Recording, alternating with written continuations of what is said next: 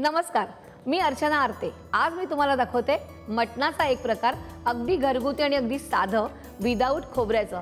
कारण हल्ली जो तो कसा कॉन्शियस आहे काय की खोबरं नाही खायचं, कोलेस्ट्रॉल वाढतं ना थोडंसं, त्यामुळे मी खोबरं अजिबात घालणार नाही त्याच्यामध्ये। तर विदाउट खोबऱ्याचं मटण कसं करायचं ते आपण बघायचंय। आपण इथे घेतोय 4 टेबलस्पून ऑइल, कारण खोबरं घालणार नाही म्हटल्यावर थोडंसं तेल जास्त पाहिजे।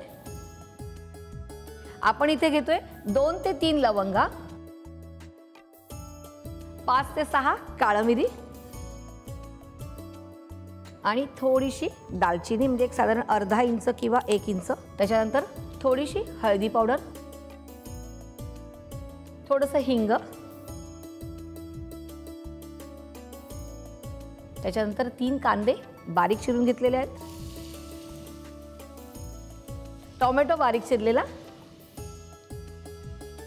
आणि कोथिंबीर घ्यायची आहे, कारण कोथिंबीरनं मला खूप आवडते फोडणीला टाकायला, कसं त्याला चव ना छान येते एक प्रकारची। आणि आता हे सगळं मिक्स करून घ्यायचं आहे। कांदा आणि टोमॅटो थोडासा मऊ झाला पाहिजे। आणि आता इथे एक टिप, थोडंसं मीठ घातलं ना की ऑटोमॅटिकली काय होतं, कांदा आणि टोमॅटो थोडंसं मऊ होतं। तर चवीप्रमाणे मीठ आणि जरा मिक्स करायचं आहे, कारण जास्त अगदी आपल्याला शिजवायचं नाही आहे, कारण कुकरला ते शिजणारच आहे। ह्याला ना तुम्ही मटण मसाला म्हणू शकतात, मटण रस्सा म्हणू शकतात, आणि जरासं थोडंसं पाणी कमी केलं की मटण सुकं पण म्हणू शकतात। म्हणजे एका रेसिपीमध्ये नेहमी ना आपल्या 3-4 रेसिपीशा लपलेल्या असतात, ते आपल्याला माहिती नसतं। आपल्याला हे जास्त मऊ होऊन नाही द्यायचं आहे। आपण इकडे मटण घेतलेलं आहे विथ बोन, तुम्ही बोनलेस पण घेऊ शकता। पुन्हा एकदा छान असं मिक्स करायचं आहे। आता आपण घालू याच्यामध्ये मिक्स मसाला, आपण जो सुरुवातीला केलेला आहे मिक्स मसाला।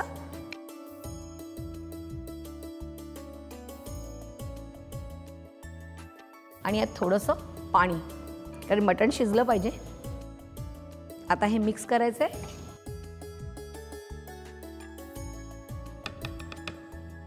आणि आता कुकरचं झाकण लावूया। आता आपल्याला एक 4 ते 5 शिट्या घ्यायच्या आहेत, आणि तोपर्यंत आपल्याला वाट बघायची। कुकर थंड झालेला आहे, आता आपण काढून घेऊया। शिजलेलं आहे।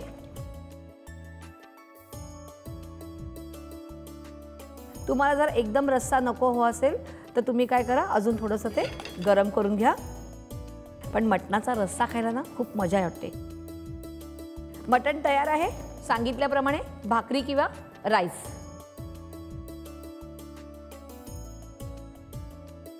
त्यासाठी तुम्हाला लाईक करायचं आहे आपल्या चॅनलला, आणि सबस्क्राईब आणि कमेंट्स द्यायचे आहेत।